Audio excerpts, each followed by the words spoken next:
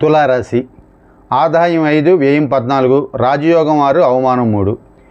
దైనందిన కార్యక్రమాల్లో సాధారణ స్థితి, సమయపాలన, పనులు పూర్తి చేసుకుంటారు. కుటుంబ విషయాలలో శ్రద్ధగా వ్యవహరిస్తారు. పెద్దల ఆరోగ్యం బాగుంటుంది. పిల్లల అభివృద్ధి వార్తలు వింటారు. సమాజంలో గౌరవ మర్యాదలు, ఆర్థిక సమస్యలు నివారించుకుంటారు.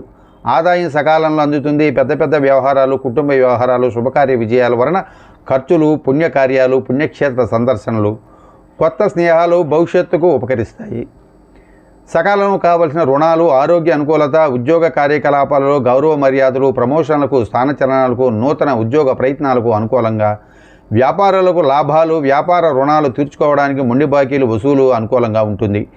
మార్కెటింగ్ ఉద్యోగులకు, ఫైనాన్స్ వ్యాపారులకు పూర్తి సానుకూలత, షేర్ వ్యాపారులకు లాభాలు, విద్యార్థులకు విద్య బాగుంటుంది. విదేశీ నివాస ప్రయాణ ప్రయత్నాలలో, కోర్టు వ్యవహారాలలో మీకు విద్యా అవకాశాలు ఎక్కువగా ఉన్నాయి. ఇక స్త్రీలకు చూసుకున్నట్టయితే ఉద్యోగ భద్రత అధికం, ఆదాయం వ్యయాల మధ్య సమతూకంగా ఉంటుంది. బంధువులతో వైరం రాకుండా జాగ్రత్త పడాలి. గర్భిణి చక్కటి జాగ్రత్తలు పాటిస్తారు. సుఖప్రసవం జరిగేదానికి ఎక్కువ అవకాశాలు ఉన్నాయి. ఇక వీరికి శాంతి లక్షణాలు చూసుకున్నట్టయితే లక్ష్మీ నరసింహ కరావలంబ స్తోత్రం నిత్యపారాయణం చేయటం చాలా మంచిది. పుట్టతో ఉన్న సుబ్రహ్మణ్య క్షేత్రంలో రోజు అర్చనలు చేయండి. లేకుంటే ఇంటిలోనైనా సుబ్రహ్మణ్య ఆరాధన చేయవచ్చు. దత్తాత్రేయ చరిత్ర పారాయణం చేయొచ్చు. అష్టముఖ రుద్రాక్ష మెడలో ధరించడం వల్ల శుభప్రదంగా మీకు ఉంటుంది.